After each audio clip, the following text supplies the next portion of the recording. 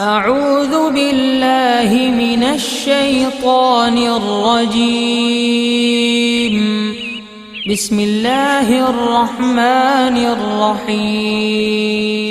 الله الله الله الله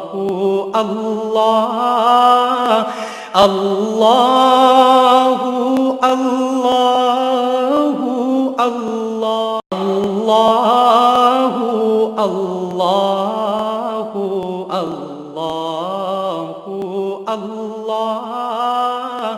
الله नहमदुहु व नसल्ली अला रसूलिहिल करीम अम्मा बाद फ़अऊज़ु बिल्लाहि मिनश शैतानिर रजीम बिस्मिल्लाहिर रहमानिर रहीम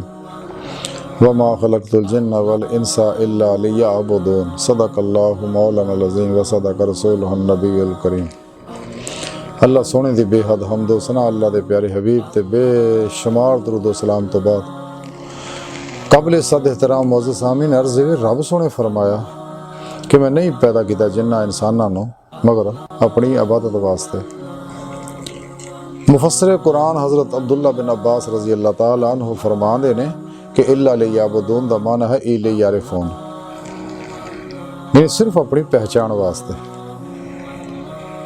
कि रब सोने ने जिन्ना इंसानां नूं सिर्फ अपनी पहचान वास्ते पैदा किया। जब तक इंसान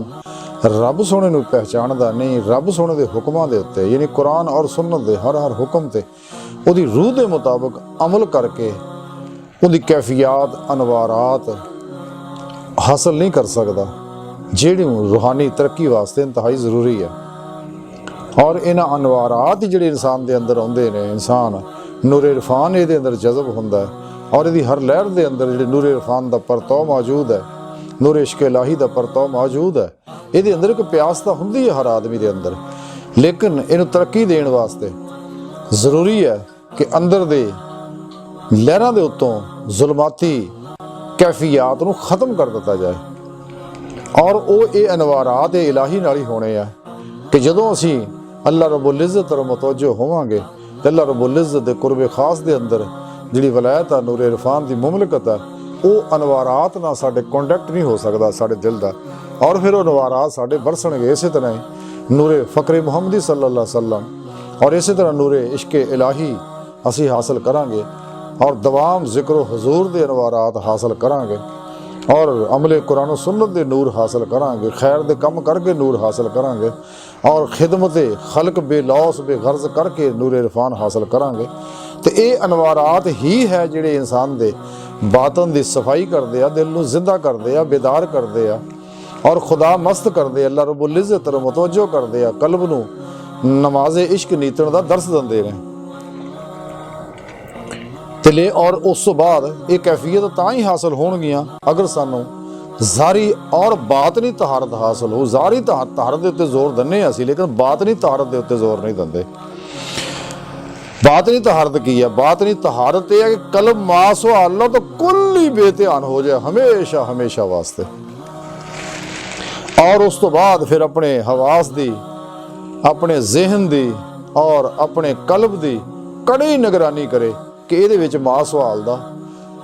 ताल्लुक मुहब्बत रगबत दूर की गल ख्याल भी ना आवे। कड़ी निगरानी करो ते और दवाम जिक्र हुजूर ते अमल करो और अपने पिरो मुर्शद कोलों तौहीदी नूरे निस्बत दी नूरी मुहम्मदी एप्लीकेशन हासिल करो, फिर उन्होंने एक्सैप्ट करो, फिर अपने अंदर इंस्टॉल करो ताकि वो अनवारात जिहड़े तौहीदी नूरे निस्बत दे भी साडी जिस्म दे हर लहर दे अंदर सिरात कर जान, जज्ब हो जान ते अंदरों फिर वो मुहब्बत दे इश्क दे सौते फुटण और फिर इश्क की हैड रब दी बारगाह तक लैके जाएगा। जिवें डॉक्टर इलामा इकबाल फरमाते हैं कि इश्क की एक जस्त ने कर दिया किस्सा तमाम इस ज़मीन व आसमां को बेकुरान समझा था मैं।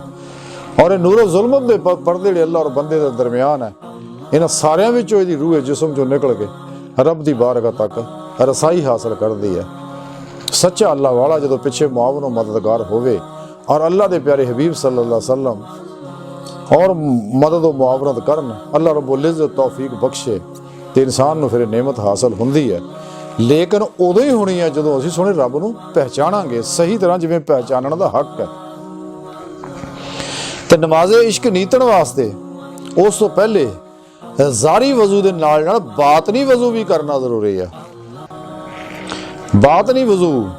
ਵੀ ਇਹ ਹੀ ਹੈ ਜਿਹੜੀ ਬਾਤਨੀ ਤਹਾਰਤ ਹੈ ਕਿ ਮਾਸਵਾ ਅੱਲਾ ਜੋ ਕੁੱਲ ਹੀ ਨਿਕਲ ਜਾਣਾ, ਔਰ ਮਾਸਵਾ ਅੱਲਾ ਦੇ ਅਫਕਾਰ ਔਰ ਨਜ਼ਰੀयात ਤੋਂ ਕੁੱਲ ਹੀ ਨਿਕਲ ਜਾਣਾ। ਜਿੰਨੇ ਵੀ ਸ਼ੈਤਾਨੀ, ਅਫਲਾਤੂਨੀ ਔਰ ਬਾਤਲ ਜਹੰਨਮੀ ਫਿਰਕਿਆਂ ਦੇ ਅਫਕਾਰ ਔਰ ਨਜ਼ਰੀयात ਆ, ਇਹਨਾਂ ਚੋਂ ਨਿਕਲਣਾ, ਔਰ ਦੁਨੀਆ ਦੀ ਰਗਬਤ, ਮੁਹੱਬਤ, ਮਾਲ, ਲਜ਼ਾਤ, ਖਾਸ਼ਾਤ, ਸ਼ਹਿਵਾਤ, ਮਾਲ ਮਸ਼ਹੂਰੀਆਂ ਚੋਂ ਨਿਕਲ ਜਾਣਾ, ਔਰ ਕੁੱਲ ਹੀ ਆਪਣੇ ਰੱਬ ਦੇ ਸਪੁਰਦ ਆਪਣੇ ਆਪ ਨੂੰ ਕਰ ਦੇਣਾ। ਔਰ ਹਰ ਲਮਹਾ ਜਿਹੜਾ ਰੱਬ ਸੋਹਣੇ ਦੇ ਕਲਬੀ ਧਿਆਨ ਵਿੱਚ, ਔਰ ਰੱਬ ਸੋਹਣੇ ਦੀ ਸੋਹਬਤ ਦੇ ਅੰਦਰ, ਰੱਬ ਸੋਹਣੇ ਦੇ ਕੁਰਬ ਦੇ ਅੰਦਰ, ਰੱਬ ਸੋਹਣੇ ਦੀ ਮਾਈਅਤ ਦੇ ਅੰਦਰ, ਰੱਬ ਸੋਹਣੇ ਦੀ ਮੁਹੱਬਤ ਦੇ ਅੰਦਰ ਗੁਜ਼ਾਰਨਾ ਹੈ, ਔਰ ਕੁਰਾਨ ਔਰ ਸੁन्नत ਦੇ ਹਰ ਹੁਕਮ ਤੇ ਉਹਦੀ ਰੂਹ ਦੇ ਮੁਤਾਬਕ ਅਮਲ ਕਰਨਾ ਹੈ, ਤਾਂ ਕਿ ਇਨਸਾਨ ਦੇ ਲਤਾਇਫ ਅੰਦਰੋਂ ਜਿਹੜੇ ਜ਼ਿੰਦਾ ਹੋ ਜਾਣ, ਬੇਦਾਰ ਹੋ ਜਾਣ, ਔਰ ਮਜ਼ੀਦ ਨੂਰਾਨੀ